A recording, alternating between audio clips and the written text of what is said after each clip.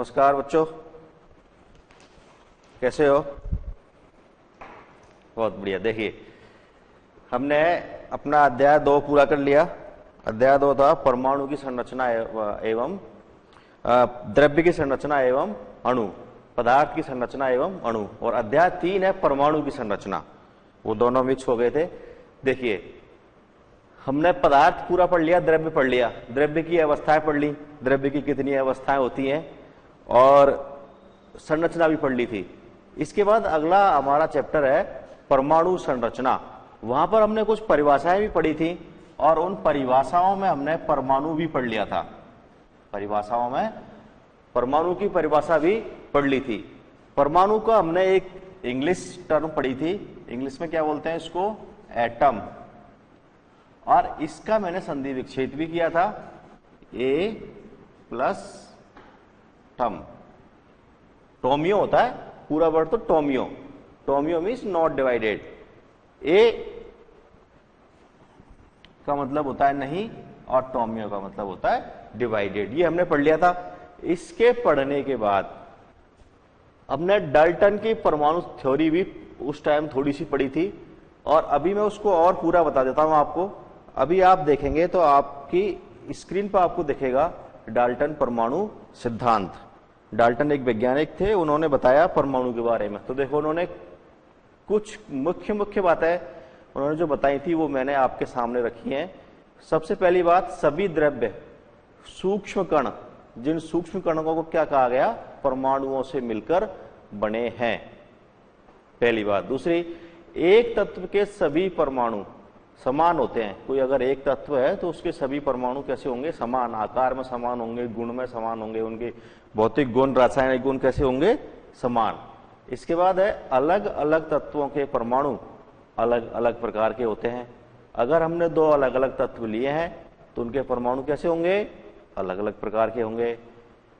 चौथी बात है, परमाणु अविभाज्य है। जो परमाणु है वो अविभाज्य है, उसको हम विभाजित नहीं कर सकते, ना तो उसको नष्ट कर सकते और ना ही उसे उत्पन्न कर सकते हैं। अगली बात है, भिन्न भिन्न तत्वों के परमाणु परस्पर पूर्ण संख्या अनुपात में संयोग करके अणु बनाते हैं। ये रासायनिक अभिक्रिया वाले चैप्टर में हम पढ़ेंगे। वहां पर क्या होगा? 2 अलग अलग परमाणु मिलेंगे और एक नए प्रकार का अणु बनाएंगे। अगली है, रासायनिक परिवर्तन वस्तुतः परमाणुओं का संयोजन, वियोजन एवं पुनर्विन्यास है। किसी भी प्रकार के रासायनिक परिवर्तन में नए प्रकार के परमाणुओं का निर्माण नहीं होता। ये हम पहले ही पढ़ चुके हैं कि परमाणु को ना तो उत्पन्न कर सकते और ना ही नष्ट कर सकते। तो क्या है रासायनिक अभिक्रिया में? रासायनिक अभिक्रिया में परमाणुओं का क्या होता है? संयोजन, वियोजन और पुनर्विन्यास। आप इसको लिख लें, डाल्टन परमाणु सिद्धांत को।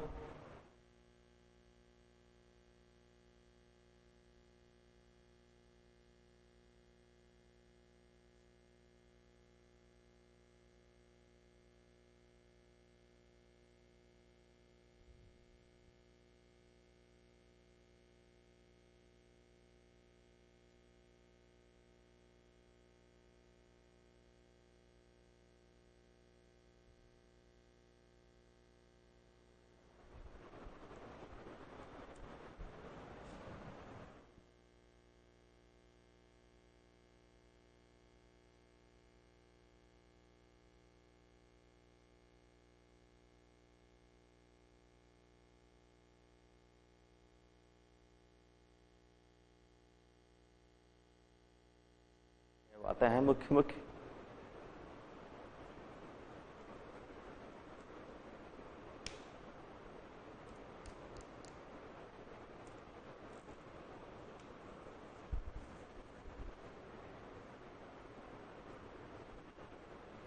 लिख लिया। अब देखिए, डाल्टन ने ये बातें तो हमें बता दी, लेकिन इसके बाद कुछ समस्या उत्पन्न हो गई।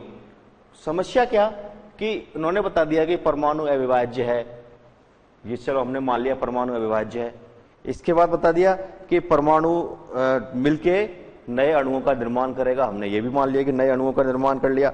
लेकिन अब ये नहीं बता पाए ये कि परमाणु स्थायी कैसे रहता है। स्थायित्व के बारे में कोई जानकारी नहीं दे पाए। और क्या समस्याएं थी? और समस्या थी कि उसके जो तत्व हैं उन तत्वों के भौतिक और रासायनिक गुणों में परिवर्तन किस प्रकार से होता है, ये भी हमें इस सिद्धांत के से हमें जानकारी नहीं मिल रही है। तो जो मुख्य बातें हैं जो हमें इस सिद्धांत से जानकारी नहीं मिली वो आप देखें, डाल्टन के परमाणु सिद्धांत के बाद भी कुछ तथ्यों का उत्तर नहीं मिल पाया, जैसे परमाणु के स्थायित्व का स्पष्टीकरण, परमाणु कैसे स्थायी है उसकी हमें जानकारी नहीं मिल पाई। दूसरी बात थी, जो तत्व है उनके भौतिक और रासायनिक गुणों की व्याख्या नहीं कर पाया कि उनके भौतिक रासायनिक गुण विशिष्ट क्यों होते हैं। अगला था कि संयोजन से नए अणुओं के बनाने की व्याख्या, जो नए अणु बनते हैं संयोजन से वो किस प्रकार से बनते हैं। इतना तो कहा था कि संयोजन और वियोजन में सिर्फ पुनर्विन्यास ही है, लेकिन वो पुनर्विन्यास किस प्रकार होगा इसकी कोई व्याख्या डाल्टन सिद्धांत के अंदर नहीं थी। अगला था कि परमाणु के विशिष्ट विद्युत चुंबकीय गुणों की व्याख्या भी डाल्टन परमाणु सिद्धांत नहीं कर पाया। तो ये कुछ 4 बातें थी, 4 मुख्य बातें जिनकी जानकारी हमें डाल्टन के परमाणु सिद्धांत से नहीं मिल पाई। तो अब क्या होगा, जब एक सिद्धांत पूरी व्याख्या नहीं कर पाया तो नया सिद्धांत आएगा, कोई नई थ्योरी आ गई, नई खोज होगी आगे। तो आप इनको लिखें, फिर हम देखते हैं आगे फिर क्या हुआ।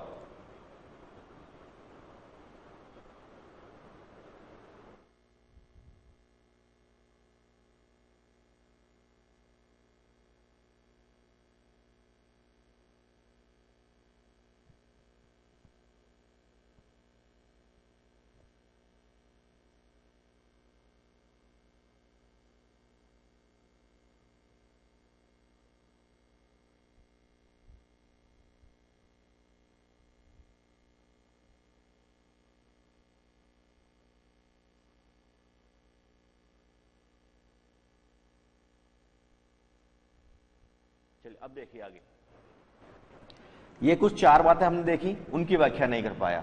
अब आगे क्या हुआ, फिर और खोज की गई और एक्सपेरिमेंट किए गए।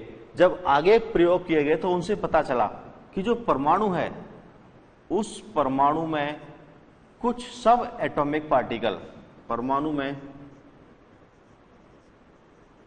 कुछ अपरमाणविक कण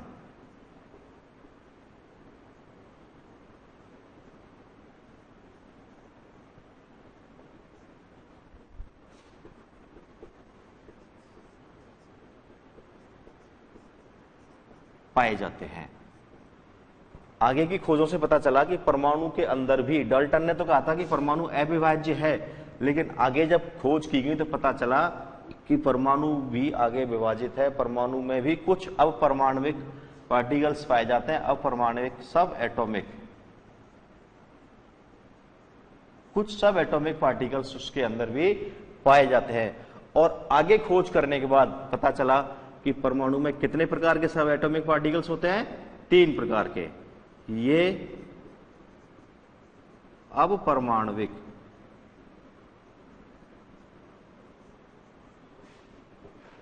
कण 3 प्रकार के प्राप्त हुए। जो अपरमाणविक कण थे, परमाणु के अंदर भी सूक्ष्म कण थे, वो कितने प्रकार के थे, 3 प्रकार के प्राप्त हुए वो। इसके बाद उनके नाम, मैं नाम पहले ही बता देता हूं तीनों के नाम आपने पहले भी पढ़े हैं 8th क्लास में भी, लेकिन मैं पहले भी और बता देता हूं आपको कि वो कौन कौन से थे। बताइए, इलेक्ट्रॉन, इनकी खोज आगे पढ़ेंगे हम कैसे कैसे हुई। नाम मैं पहले बता देता हूं आपको, इलेक्ट्रॉन, प्रोटॉन और न्यूट्रॉन। ये 3 प्रकार के सब एटॉमिक पार्टिकल्स परमाणु के अंदर पाए जाते हैं। इलेक्ट्रॉन को हम लिखेंगे ई से, और इसके ऊपर आवेश होता है माइनस, तो पूरा दिखाने के लिए ई माइनस। प्रोटॉन को लिखेंगे हम पी से, पी प्लस, और न्यूट्रॉन को लिखेंगे एन से, एन जीरो। न्यूट्रॉन पर कोई चार्ज, कोई आवेश नहीं होता है। तो ये परमाणु में 3 प्रकार के सब एटॉमिक पार्टिकल्स पाए जाते हैं। इन 3 लाइनों को नोट करें।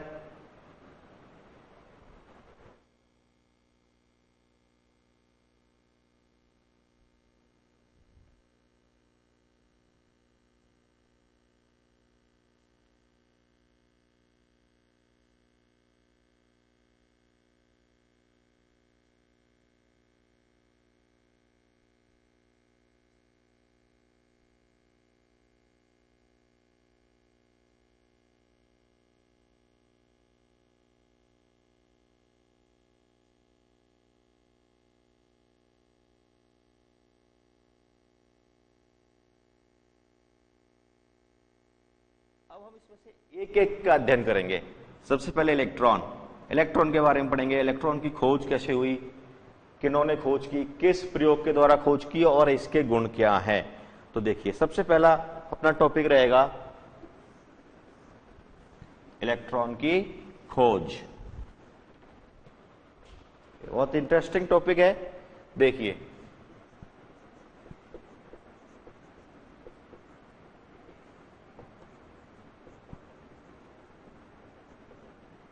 इलेक्ट्रॉन की खोज। सबसे पहले आते हैं इनके खोजकर्ता। खोजकर्ता वैज्ञानिक, खोजकर्ता वैज्ञानिक थे सर जे थॉमसन।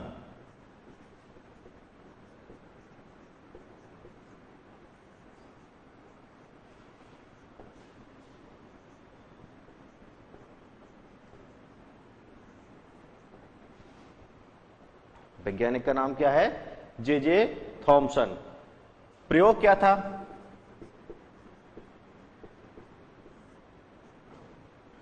कैथोड किरण विसर्जन नली का प्रयोग। प्रयोग का नाम था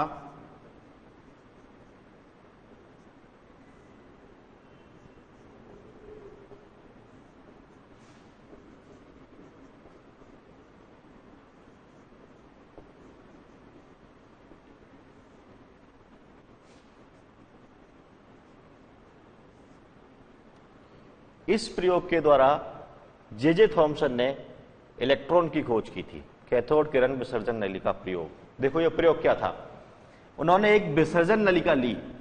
विसर्जन नलिका क्या होती है? देखिए, एक कांच की इस तरह से नली होती है।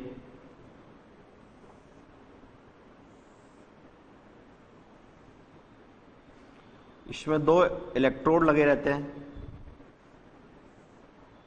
और एक वैक्यूम पंप लगा रहता है यहां पर, निर्वात पंप। ये क्या करेगा? इस नली से जो गैस है, इस नली के अंदर जो वायु भरी हुई है, उस वायु को बाहर निकालने का काम करेगा। थोड़ा इनका आकार बढ़ा देता हूं जो आपको स्पष्ट दिखेगा। यहां पर क्या किया गया? उच्च विभव लगाया गया।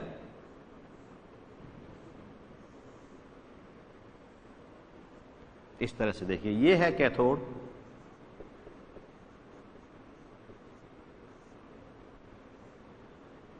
इधर है एनोड। ये कांच की नली है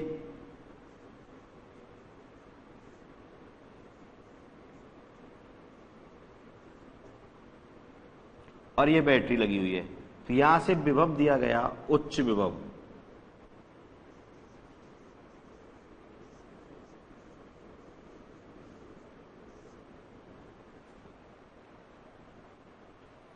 इसको बनाया, फिर मैं समझाता हूं।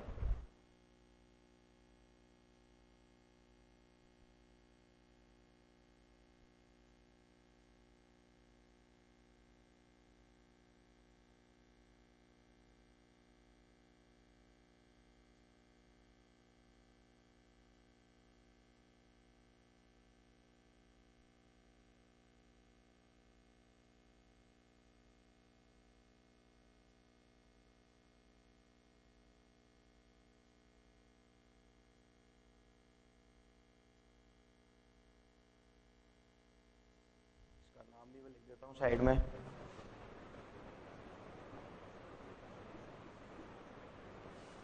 निर्वात पंप।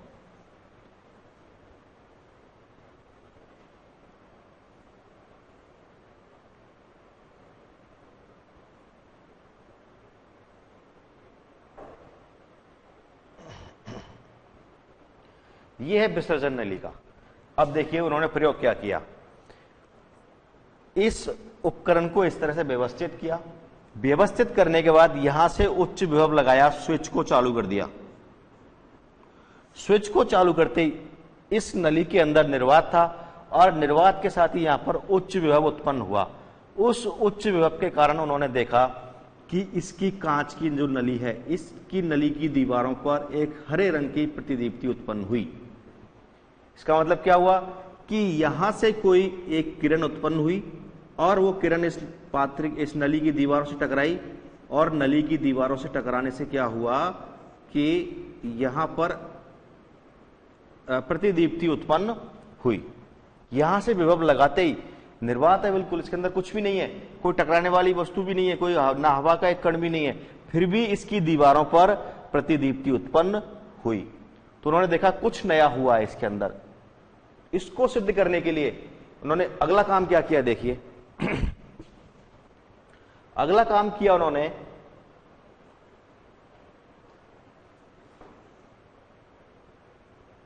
वही विसर्जन ने लिखा है, ये कैथोड और ये एनोड,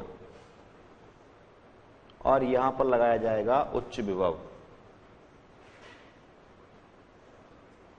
देखिए कैथोड। अब हमें यह कैसे पता चलेगी ये किरणें कैथोड से उत्पन्न हुई हैं? भाई जरूर थोड़ी एनोड से भी तो उत्पन्न हो सकती है, एनोड से भी यहां पर प्रतिदीप्ति उत्पन्न हो सकती है। लेकिन इसको सिद्ध करने के लिए देख क्या किया गया कि जो एनोड था, अगले प्रयोग में किया गया कि इस एनोड को छिद्रदार बना दिया, यहां पर इसमें एक छेद कर दिया कि कहीं ये किरणें एनोड से तो नहीं निकली।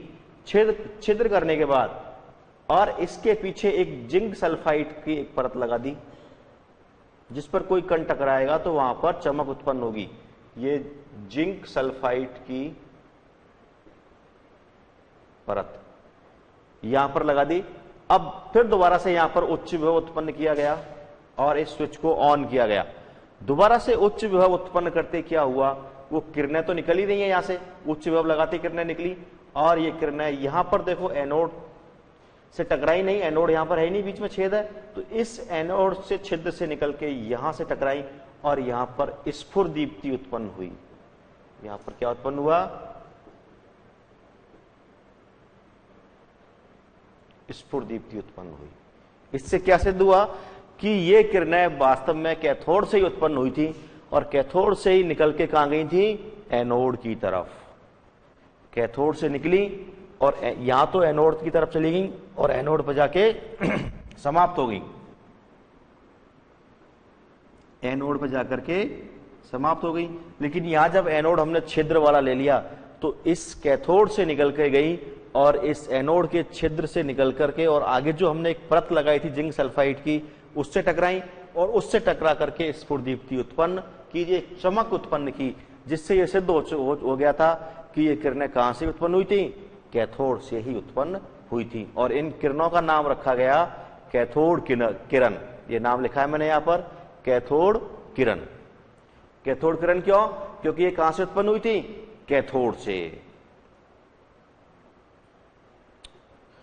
आप इसको बना ले छेद वाला कैथोड, जिससे ये पता चल जाएगा कि ये किरणें वास्तव में ही कैथोड से उत्पन्न हुई थी।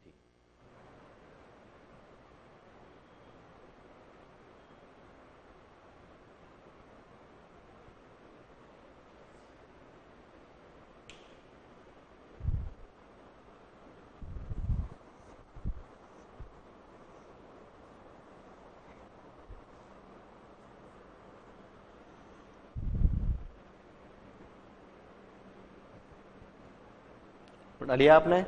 अब इसके बाद हम पढ़ेंगे कैथोड किरणों के गुण क्या होते हैं, कैथोड किरणें किस प्रकार की होती हैं, इनमें द्रव्यमान होता है कि नहीं, और ये सारा पढ़ेंगे छोटे से ब्रेक के बाद।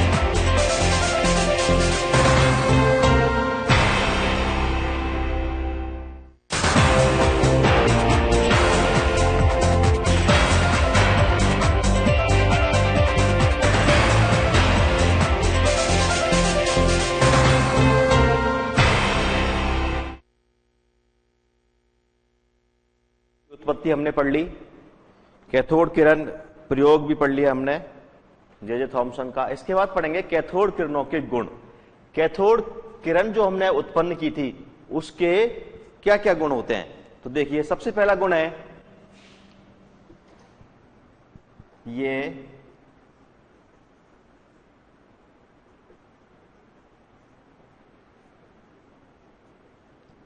सीधी रेखा में गमन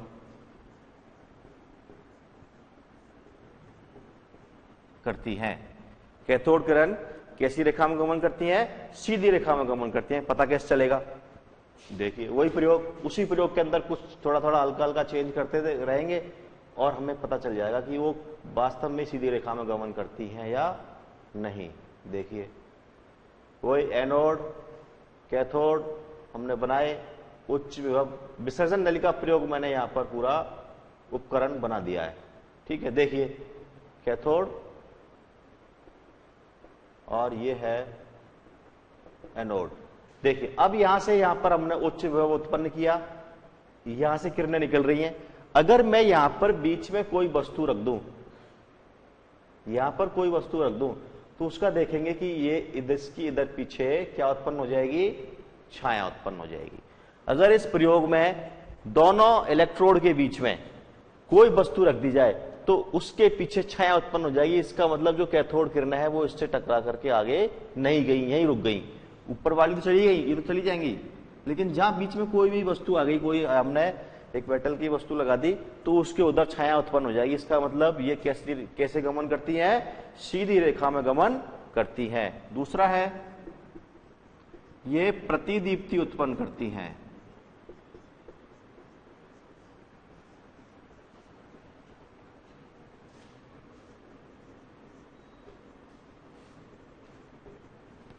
तो ये तो हमने देखा ही था, ये तो थॉमसन ने कहा ही था कि जब ये किरणें पात्र की दीवार इस नली की दीवार से टकराती हैं तो इस नली की दीवार से टकरा करके प्रतिदीप्ति उत्पन्न करती हैं। दूसरा ये हो जाएगा। तीसरा इंपॉर्टेंट, ये विद्युत एवं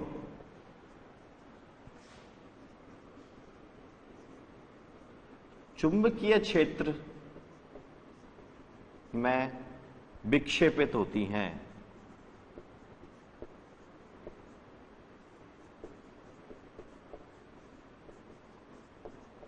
यहां से इनके आवेश के बारे में पता चलेगा हमें कि जो कैथोड किरणें हैं वो किस प्रकार से आवेशित हैं, इनके ऊपर कौन सा आवेश पाया जाता है। तो देखिए इसके लिए प्रयोग क्या है, वही कैथोड नली है, बिल्कुल सेम तरीके की, इस तरह से है। अब देखिए, अब मैंने क्या किया, यहां पर विद्युत क्षेत्र उत्पन्न कर दिया।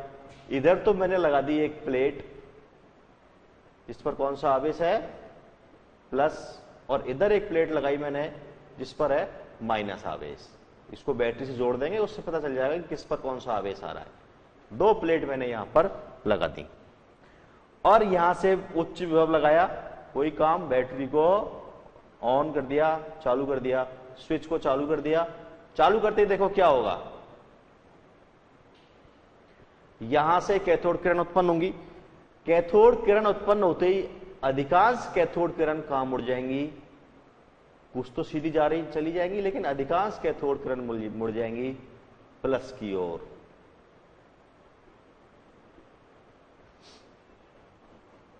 देखिए विद्युत क्षेत्र लगाते ही कैथोड किरण किधर कौन से आवेश की तरफ मुड़ी? प्लस आवेश की तरफ। प्लस आवेश की तरफ मुड़ने का कारण इनके ऊपर कौन सा आवेश है? बताइए। अगर कोई वस्तु प्लस आवेश की तरफ आ रही है तो उस पर कैसा आवेश होगा? दो प्रकार के आवेश हैं, एक प्लस और एक माइनस। दोनों कैसे हैं? समान है, विपरीत? विपरीत।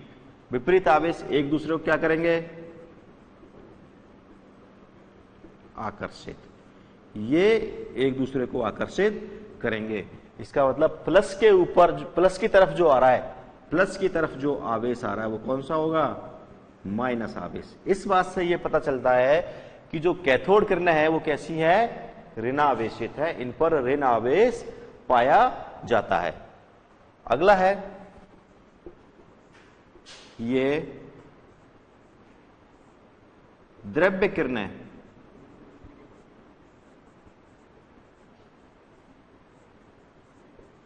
होती हैं। इसका मतलब इनमें क्या होता है, द्रव्यमान होता है इनके अंदर द्रव्यमान की उपस्थिति होती है। इसको कैसे पता करें कि इनके अंदर द्रव्यमान है या नहीं?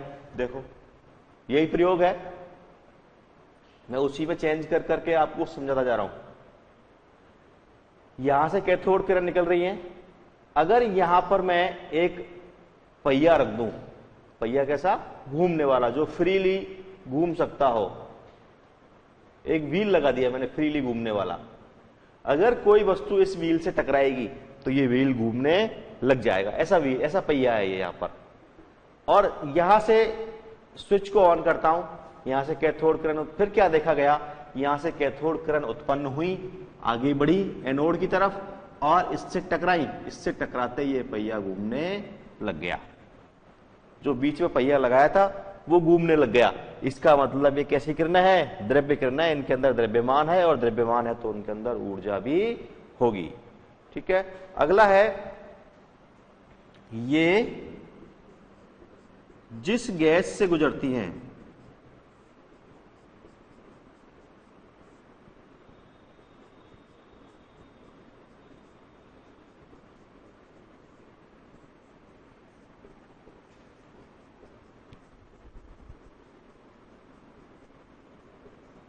उसे आयनित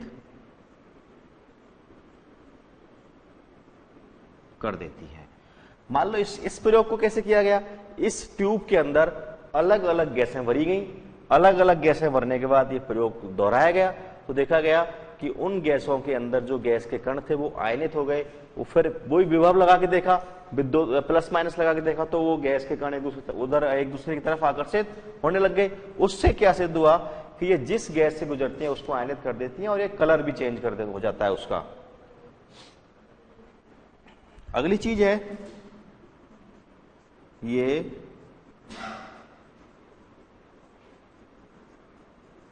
ऋणावेशित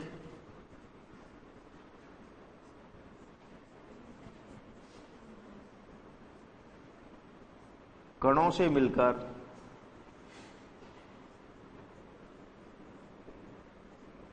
बनी होती हैं। जो ऋणावेशित कण है उनसे मिलकर बनी होती है, हमने देख लिया था, विभव लगा के, विद्युत विभव लगा के हमने पता कर लिया था। और अगली 7th है इनका EYM। EYM क्या होता है, आवेश और द्रव्यमान का अनुपात। आवेश और द्रव्यमान का अनुपात, EYM कैसा रहता है, समान रहता है। कोई सी भी गैस भरो आप, इनका EYM नहीं बदलेगा। ये इनके EYM का मान है। इनका EYM, इसका मतलब क्या हुआ कि इस नली के अंदर हम कोई सी भी गैस भरें, उस गैस की प्रकृति इनको प्रभावित नहीं करेगी, इनका EYM को प्रभावित नहीं करेगी। EYM कैसा रहेगा, इनका समान रहेगा। तो ये 7 बिंदु है, इनको आप नोट करें।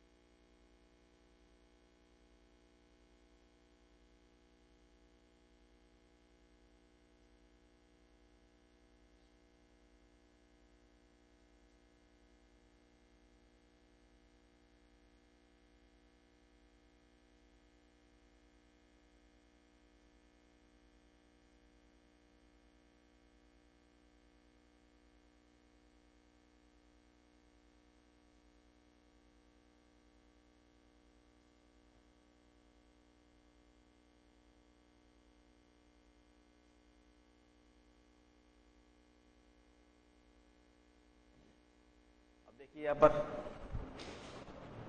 ये ऋणावेशित कणों से मिलके बनी होती है। इसका मतलब ये क्या है, इलेक्ट्रॉन ही है। जो ऋणावेशित कण है वो क्या है, इलेक्ट्रॉन। तो आगे देखिए थॉमसन ने क्या कहा फिर आगे, उन्होंने नाम इलेक्ट्रॉन उन्होंने दिया, पहला काम। देखिए आगे, अब मैं इलेक्ट्रॉन लिख देता हूं यहां पर। इलेक्ट्रॉन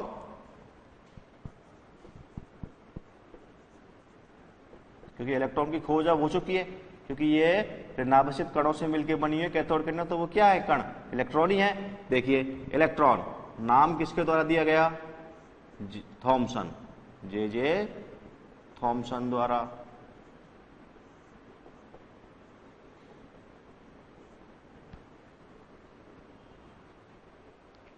इलेक्ट्रॉन नाम जे थॉमसन द्वारा दिया गया।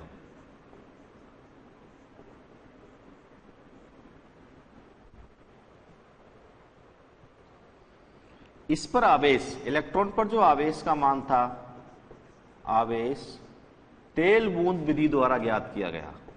आवेश ज्ञात करने की विधि थी एक, तेल बूंद विधि द्वारा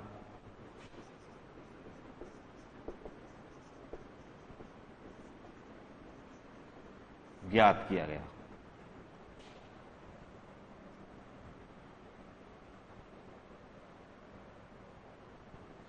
आवेश का मान कितना होता है, ज्ञात तो कर लिया, वो होता कितना है वो भी तो पता चले हमें। देखिए इस आवेश का मान होता है, ये तो आवेश कैसा होता है वो तो पता चल गया, ऋणावेशित होता है। मान कितना होता है,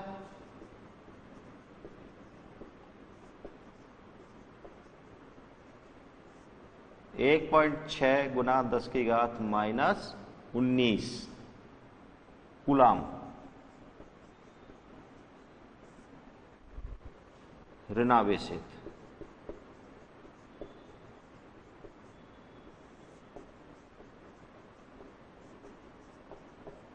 आवेश का मान 1.6 × 10⁻⁻19 कूलाम, और उसकी प्रकृति कैसी है, ऋणावेशित। ये आवेश हो गया। अब ये भी कहा गया था कि इनमें द्रव्य पाया जाता है, तो इनका द्रव्यमान कितना होगा, फिर इलेक्ट्रॉन का द्रव्यमान भी तो ज्ञात करना पड़ेगा। तो देखिए इलेक्ट्रॉन का द्रव्यमान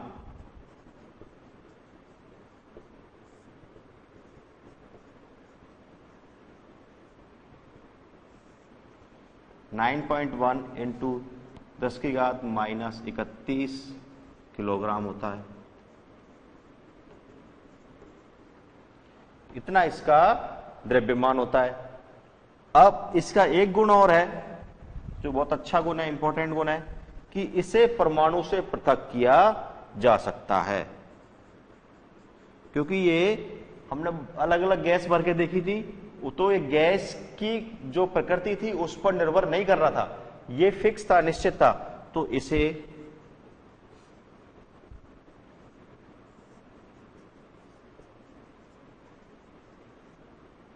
परमाणु से पृथक किया जा सकता है।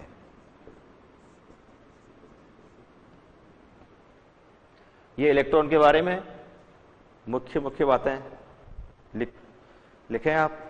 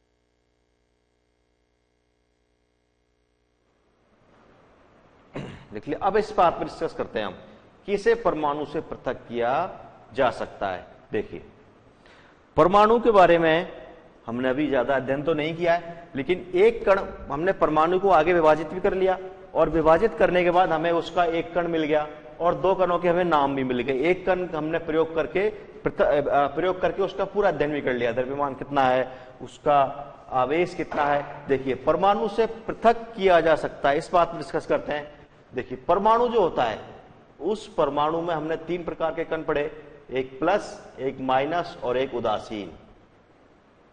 तो देखिए, अगर जो परमाणु है, उस परमाणु की प्रकृति कैसी होती है?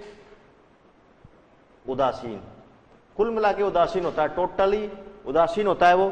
तो इसका मतलब उसमें 3 प्रकार के कण है, एक प्लस है, एक माइनस है और एक उदासीन है। उदासीन की संख्या से तो कोई प्रभाव पड़ेगा नहीं, इसकी संख्या से। प्रभाव किन की संख्या से पड़ेगा? इनकी संख्याओं से। मान लो ये है 10 और परमाणु करना है हमें उदासीन, तो जब प्लस 10 है तो अपने पास माइनस भी कितना होना चाहिए? 10, तभी उदासीन होगा। अगर दोनों की संख्या बराबर होगी तभी परमाणु उदासीन हो पाएगा। तो प्रोटॉन और इलेक्ट्रॉन दोनों की संख्या परमाणु में कैसी होती है? बराबर। नंबर ऑफ प्रोटॉन और नंबर ऑफ, एन लगा दिया मैंने संख्या के लिए, नंबर ऑफ प्रोटॉन और नंबर ऑफ इलेक्ट्रॉन कैसे होते हैं? बराबर। तो आप ऐसे लिख लें कि परमाणु में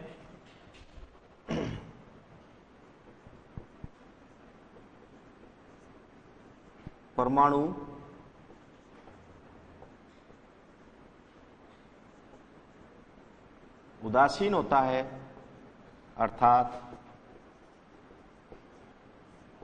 प्रोटॉन एवं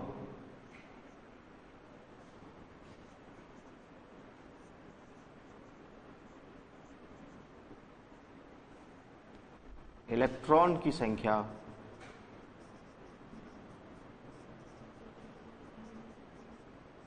बराबर होती है। परमाणु में प्रोटॉन इलेक्ट्रॉन संख्या कैसी होती है? बराबर, इसीलिए वो क्या होता है? उदासीन। तो ये लाइन आप नोट कर लें, आज की अंतिम लाइन।